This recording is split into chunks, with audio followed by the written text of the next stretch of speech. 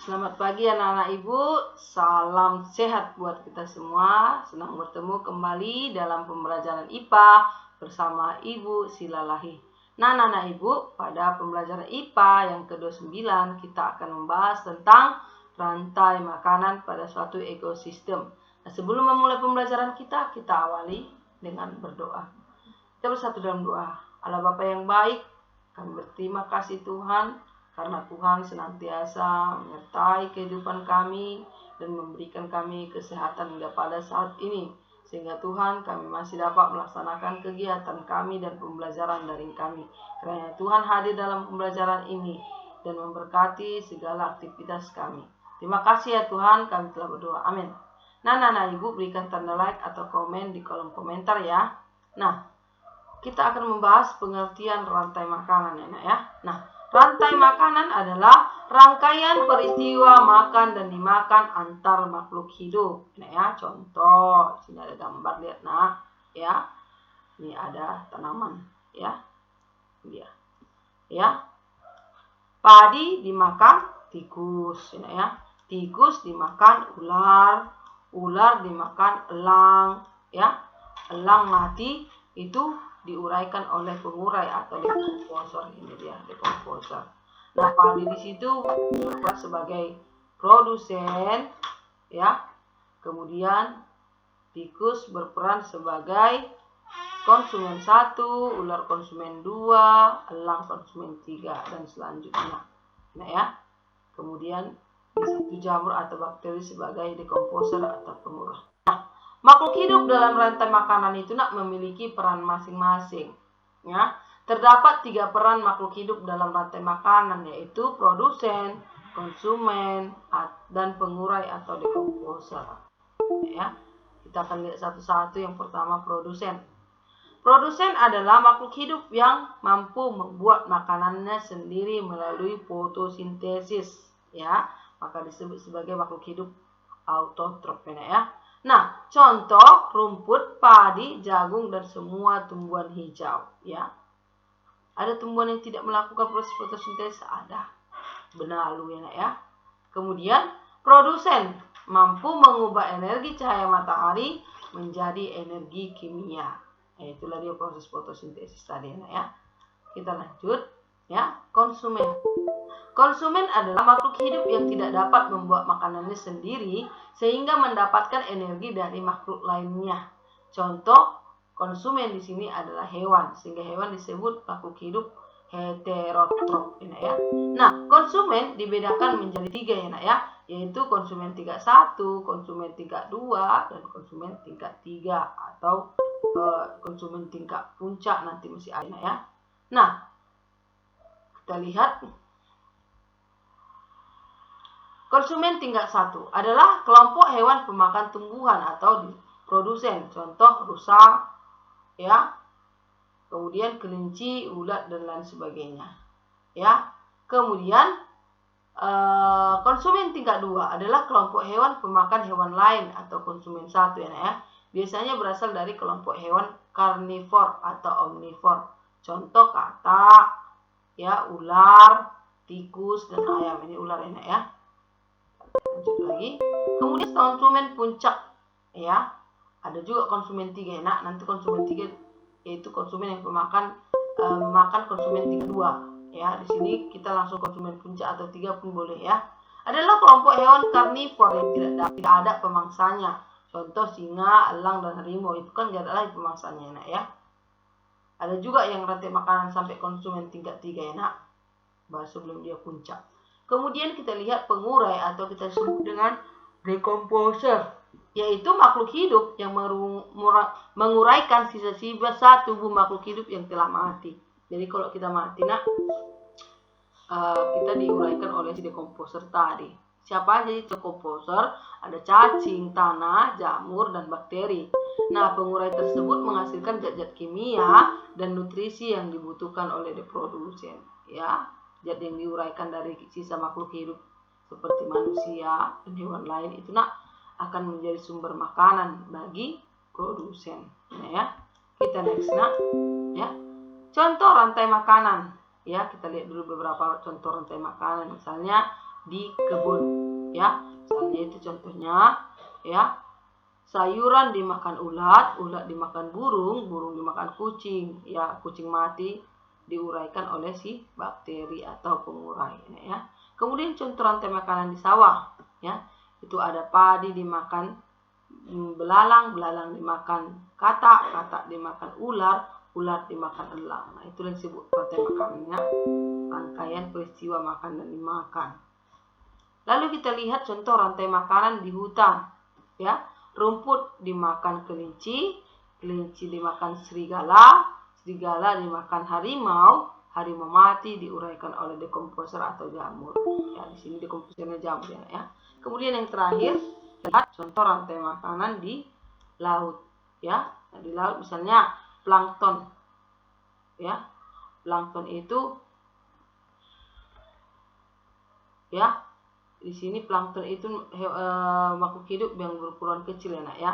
Dia bisa dia nanti yaitu disebut dengan fitoplankton atau tumbuhan kecil yang melayang-layang di atas permukaan air, ya. Itu dia planktonnya. Plankton dimakan udang, udang dimakan ikan tuna dimakan singa laut, ya. Singa laut mati diuraikan oleh pengurai. Nah, itu contoh beberapa rantai makanan, ya, yang ada di sekitar kita atau di alam, ya. Kita lanjut. Jaring-jaring makanan.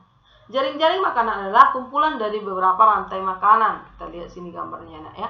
Nah, ini dia rantai. Kalau rantai makanan tadi, nak, satu jalur. Kalau dari jaring-jaring makanan kumpulan beberapa rantai makanan. Berarti dari jaring-jaring makanan ini ada beberapa rantai makanan yang terbentuk, ya, nak, ya. Kita lihat satu-satu. Nah, jaring-jaring makanan ini, ya, terdiri dari 5 buah rantai makanan.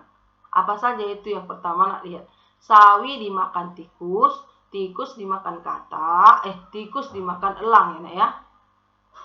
Gak ada katak di sini, ya. Ini apa saja nanti, nak, ya. Sawi dimakan tikus, tikus dimakan elang, ya. Kemudian yang kedua, sawi dimakan belalang, belalang dimakan katak, katak dimakan elang. Yang ketiga, sawi dimakan belalang, belalang dimakan apa ini? Burung pipit, ya. Burung pipit dimakan elang, ya. Kemudian sawi dimakan ulat, ulat dimakan burung pipit dimakan elang. Yang terakhir, bunga sepatu dimakan ulat, ulat dimakan burung, burung dimakan elang. Produsennya di sini ada 2, ya, sayur sawi dengan bunga sepatu. Nah, itu dia. Cuma nomor 1 ini, nak, nanti tolong digantikan, ya. Sawi dimakan tikus, tikus dimakan elang, langsung elang, ini nggak ada katanya, ya. Mungkin salah ketik itu. Udah. Kemudian aliran energi dalam rantai makanan, ya. Nah, dalam rantai makanan terjadi aliran energi. Nah, ya. Nah, aliran energi adalah proses berpindahnya energi dari satu makhluk hidup ke makhluk hidup lainnya. Ya, saat proses memakan, makhluk hidup mendapatkan energi untuk kelangsungan hidupnya. Nah, dalam rantai makanan juga terjadi siklus nutrien, yaitu unsur atau senyawa kimia yang digunakan oleh makhluk hidup untuk melangsungkan kehidupannya. Jadi sebagian energi itu kita gunakan dalam tubuh, sebagiannya dilepas ke lingkungan berupa panas, ya. Kita lihat bagaimana bagian aliran energi dalam ekosistem, ya. Ini. Yang pertama, energi utama itu berasal dari matahari. Energi matahari, ya, berpindah ke produsen karena dimanfaatkan oleh produsen untuk fotosintesis. Nah, sebagian digunakan untuk pertumbuhan, ya, nak, ya, untuk pertumbuhan tanaman itu sendiri. Kemudian sisanya dilepas ke lingkungan dalam bentuk panas, ya. Kemudian berpindah, produsen itu dimakan oleh konsumen karena jadi energi dari produsen berpindah kepada konsumen, ya. Nah, konsumen di sini menggunakan energi tersebut, misalnya kita makan nasi, enak, atau sayuran, itu kan jadi energi untuk kita, enak, ya. Nah, sisanya kita lepas ke lingkungan dalam bentuk panas, ya. Kemudian konsumen, dari konsumen aliran energi berpindah ke si pengurai, ya. Karena konsumen yang telah mati akan diuraikan oleh pengurai, enak, ya. Nah, sebagian energi digunakannya, sebagian lagi dilepas ke lingkungan dalam bentuk panas, ya, di mana pengurai akan menghasilkan nutrisi anorganik, di mana nutrisi anorganik ini diperlukan oleh produsen atau tumbuhan. Ya, kita lihat rangkaian urutan pemindahan bentuk energi dari satu bentuk ke bentuk energi lain dimulai dari sinar matahari ke produsen ke konsumen baru terakhir ke pengurai atau decomposer tadi sudah Ibu terangkan ya nak ya. Nah, demikian pembelajaran kita hari ini nak ya. Belum ya, perubahan ekosistem ya. Nah, ekosistem mengalami perubahan sepanjang waktu ya nak ya. Nah, komponen-komponen ekosistem dapat mengalami peningkatan maupun penurunan jumlah. Misalnya, kalau musim hujan, tanaman rumput akan tumbuh subur, karena kalau rumput subur, maka hewan-hewan tikus juga akan populasinya bertambah karena banyak makanannya ya. Nah, populasi ular pun bertambah. Kenapa? Karena populasi tikus banyak ya, banyak makanan ular ya kan, yaitu tikus-tikus tadi ya. Itu dia maksudnya ya, mengalami peningkatan. Nah, sebaliknya pada musim kemarau maka tumbuhan akan tumbuh lebih lambat atau sedikit, sehingga berpengaruh terhadap populasi si tikus. Karena makanan sedikit, maka pertumbuhan jumlah si tikus juga menurun karena sedikit. Maka kalau tikus sedikit, maka ular juga berkurang jumlahnya. Kenapa? Karena makanannya si tikus juga berkurang kan atau sedikit. Nah, jadi saling mempengaruhi ya. Nah, faktor-faktor yang mempengaruhi perubahan ekosistem itu ada dua. Nah, yang pertama faktor alam, yaitu disebabkan oleh peristiwa alam. Ini kita tidak dapat hindari ya. Nah, contohnya perubahan musim, bencana alam seperti gunung meletus, gempa bumi, tanah longsor, angin ribut, tsunami, dan banjir. Nah, faktor buatan yaitu disebabkan oleh manusia ya. Untuk apa nak? Untuk memenuhi kebutuhan hidupnya. Misalnya pembakaran hutan, penebangan pohon, perburuan liar, dan pertambangan terbuka. Banyak contohnya ini ya, penggunaan pestisida secara berlebihan, penangkapan ikan dengan menggunakan racun atau bom ya, pukat harimau, itu juga termasuk faktor yang disebabkan oleh manusia. Nah, demikian pembelajaran kita nak. Jika kurang paham boleh tanyakan kepada Ibu. Tugas kita ada 5. Apa yang dimaksud dengan rantai makanan? Yang kedua, tuliskan peranan makhluk hidup dalam rantai makanan dan contohnya. Yang ketiga, tuliskan jenis konsumen dalam rantai makanan. Yang keempat, apa yang dimaksud dengan jaring-jaring makanan? Yang kelima, tuliskan 2 faktor yang mempengaruhi perubahan ekosistem beserta contoh-contohnya. Nah, kerjakan tugas-tugas nak. Segera kumpulkan sekolah yang belum lengkap dilengkapi, yang sama sekali belum ada segera kerjakan karena Ibu tidak akan memberikan izin kamu untuk ujian nanti kalau tugas kamu tidak lengkap. Terima kasih nak atas perhatiannya. Tetap semangat. Sampai bertemu pada pembelajaran berikutnya. Dan Ibu ucapkan terima kasih. Salam.